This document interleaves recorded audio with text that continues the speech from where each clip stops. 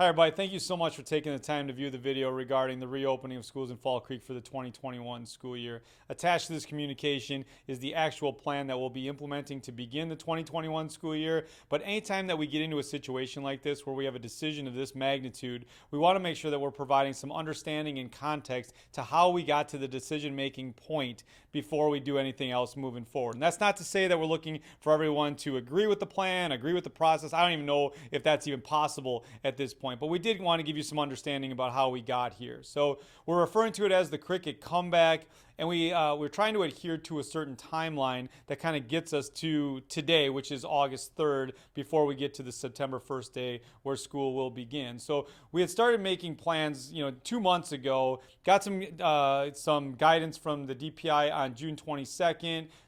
Went out and got some more information from parents and teachers and staff members and CDC, Wisconsin Department of Health, Eau Claire County, before really bringing some options to the board on July 20th. On July 20th, we brought 5 options to the board for consideration. Now, we did that in order of how we wanted to make it happen. We really wanted everyone on site. Then we wanted to make sure that we had our K-8 group on site with our 9-12 group in more of a blended learning model. Then as we looked even deeper into the logistics of that, we wouldn't have had enough space to be able to facilitate that K-8 model without moving a group or two off-site. And in doing that, we decided that option 3 was really the best way to go at this point to begin the school year, with our 4K through 5 learners on site all day, every day, Monday through Friday, in as traditional a schedule as we could possibly provide, while also making sure that we cohort those groups. They're already cohorted for the most part,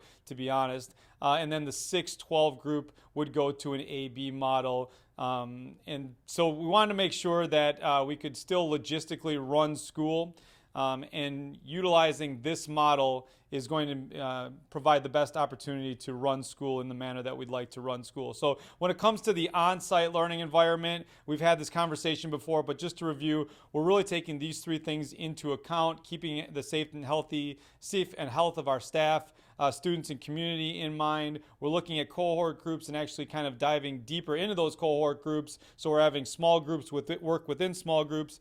Yet at the same time, we want to provide a socially acceptable and emotionally responsible environment for kids to learn in that space because of, with all the restrictions going on.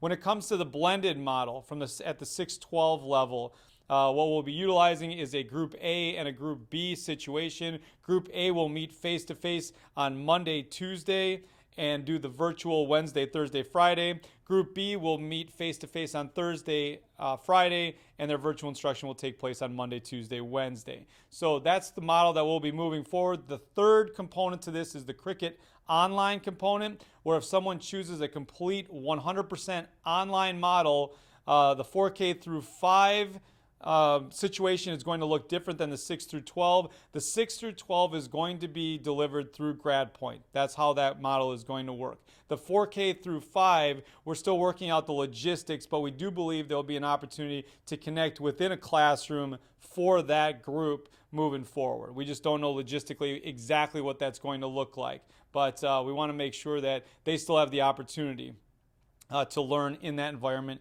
if they so choose. They won't be able to get the face-to-face instruction that the kids on site will be getting, but they could still get the direction or the instruction delivered through one of their instructors. What we're asking families to do is to make a decision by August 14th. We'll send out a form to you to make that decision. It'll come in a separate email so we can make sure that we have those separated. And we want you to make a decision by August 14th. And if you could do that, that would really help us with the planning process. So in conclusion, there's no right answer. There's no perfect answer at all, and we're not trying to get to the perfect answer. We're trying to do the best that we can in the situation that we've been given. If you have any questions about the plan that you have communicated to you at this point, please don't hesitate to call or email or whatever the case may be, and we'll try to get the answers to you as quickly as we can. We don't have all the answers. I'm not going to pretend to have all the answers, but we're going to work through it together in a place that we can get to a spot where everybody feels as comfortable as they possibly can in the situation that we've been given. So any questions, 877-1000, right to my office. Joe Sanfilippo at fallcreek.k12.wi.us to the email.